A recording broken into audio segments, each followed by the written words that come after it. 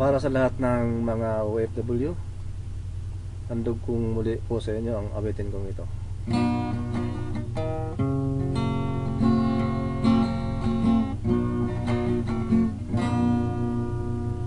Kay hirap na isipin ang trabaho ng mga bayaning OFW. Hirap na isipin, sakit ng ulo, dahil sa pamilya kami napalayo. Kung minsan ay palpak ang kontrato, ang buhay namin ay di masiguro.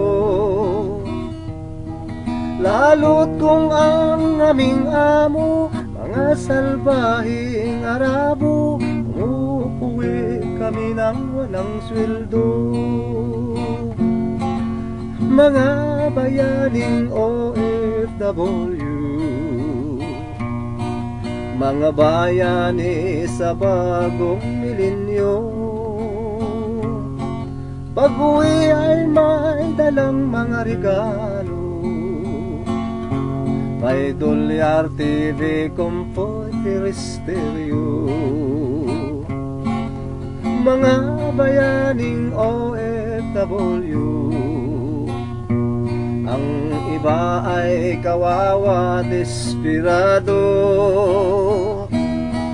dahil ang iba ay minaltrato, inabuso at napriso, halos hindi malutas ang kaso.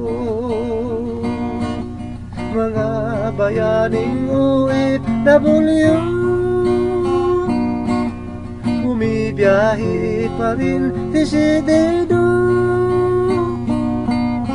nangarap na umasenso, naghanap ng malaking sweldo, dahil sa Pinas gutom daw masyado.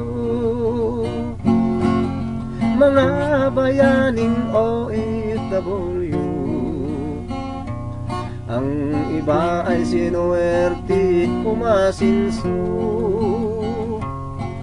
ang iba ay pinasok ang masamang bisyo, pagsusugal, alak, babae, pagsyasyabo, dahilan para masira ang plano. Kawawa ang pamilya, apektado, dahil ang kanilang sweldo hindi may padala ng buo, asawa kinukulang kaya aborido. Mga bayaning OFW, bumibiyahe kahit saang sulok ng mundo, di alintanang lungkot at sipayo, nagbaka sakali na kami umasinso. Hindi pansin ang hirap ng trabaho, nagsisikap, pangarap namin matatamo. Kahit na kami ay minaltrato, inabuso at napriso, hindi pa rin kami sumusuko.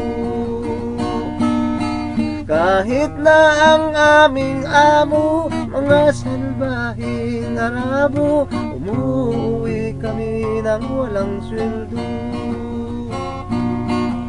Kaming mga OFW, mga bayaning OFW.